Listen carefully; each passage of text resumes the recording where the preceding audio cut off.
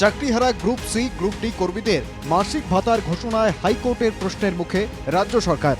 সোমবার চাকরিহারাদের ভাতা সংক্রান্ত একটি মামলায় বিচারপতি অমৃতা সিনহা এই ভাতা নিয়ে একাধিক প্রশ্ন তুলেছেন। তবে প্রশ্ন তুললেও সোমবার মামলার রায়দান স্থগিত রেখেছেন বিচারপতি। এদিন আদালতে সওয়াল জবাব ছিল বেশ তাৎপর্যপূর্ণ।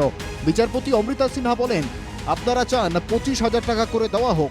এজি জানান, আবেদনকারীর আইনজীবীরা বলেছে এভাবে সুপ্রিম কোর্টের নির্দেশের পর নির্দেশ দেওয়া যায় না, কিন্তু এর আগে সুপ্রিম কোর্টের নির্দেশ রয়েছে। এ ধরনের মামলার ক্ষেত্রে হাইকোর্ট হস্তক্ষেপ করতে পারে। সুপ্রিম কোর্ট একটি নির্দেশ দিয়েছে, এটি পুনর্বিবেচনার আবেদন করা হয়েছিল, যেটি পেন্ডিং আছে।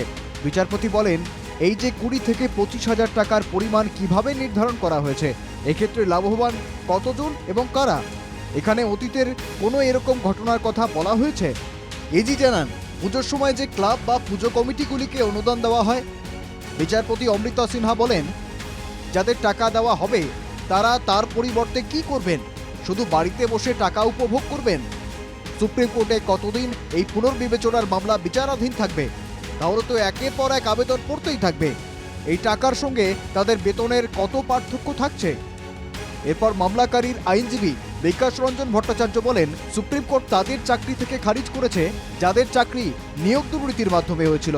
ওই সমস্ত ক্যান্ডিডেটদের পাশে দাঁড়ানোর নামে তাদের এই টাকা দিতে পারে কি সরকার? এটা দুঃখজনক। রাজ্য সরকার এরকম একটি প্রকল্পের মাধ্যমে প্রকারান্তরে যারা দুর্নীতিগ্রস্ত তাদেরই সুরক্ষা দিচ্ছে। এবং যদি এই ধরনের কোনো কাউকে দেওয়া হয় যারা চাকরি চলে গেছে, তাদের মধ্যে টেন্টেড ক্যান্ডিডেটরাও আছে, যাদের মধ্যে করাপ্টেড ক্যান্ডিডেটরা আছে, তারা পেলে তাহলে সাধারণ যারা নর্মাল যারা আনএমপ্লয়েড ইউথ রয়েছে তাদের কেন নয়?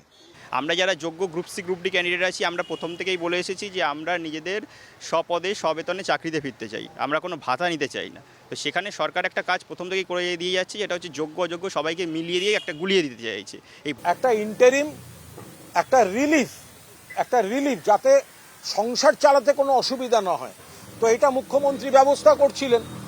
এখন কারা সেটা আটকাতে কোর্টে গেলেন, কোর্টের কোন ঘরে শুনানি হলো, বিচারপতি কি রায় দিলেন, এটা তো সবাই দেখতে পাচ্ছেন। এসএসসি নিয়োগ দুর্নীতিতে চাকরিহারা গ্রুপ সি কর্মীদের 25,000 ও গ্রুপ ডি কর্মীদের 20,000 টাকা করে ভাতার ঘোষণা করেছিলেন মুখ্যমন্ত্রী। রাজ্য সরকারের এই সিদ্ধান্তকে চ্যালেঞ্জ করে হাইকোর্টের দ্বারস্থ হন বঞ্চিত চাকরি প্রার্থীরা। দেবিকা মজুমদারের রিপোর্ট, এনকে টিভি বাংলা।